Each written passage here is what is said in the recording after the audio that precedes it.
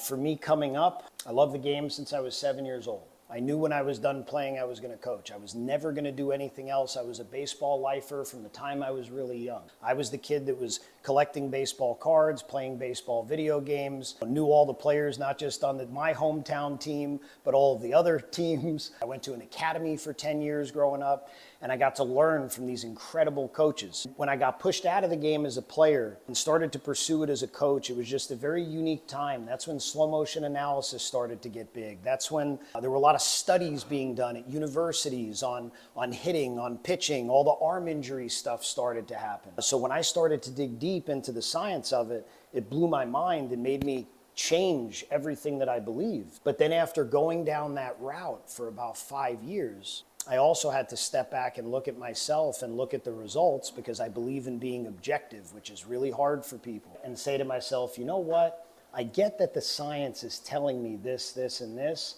but that's not what I'm seeing when I watch the best players in the world. And I have athletes in here that are not getting the best results. And that caused me to pause and think to myself, well, all of this stuff sounded right, and I believed it like it came from the Word of God himself, and I was told that wasn't right.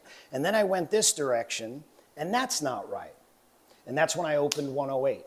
I opened 108, and the desire to pursue what is the driving factor that helps great players really become great.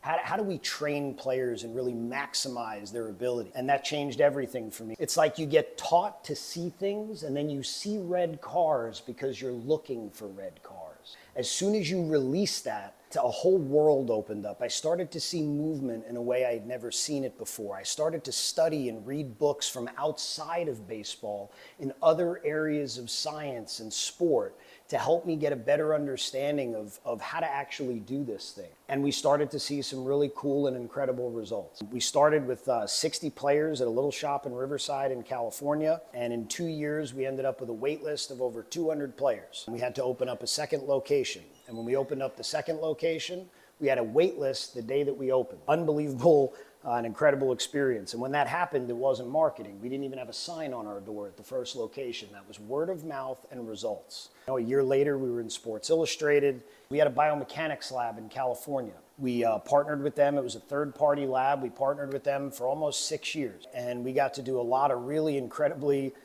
cool tests. A year later, I published a book. The bottom line is, if you want to be great at this game and you want to really chase it and you have a deep desire to do that, that's what we're about.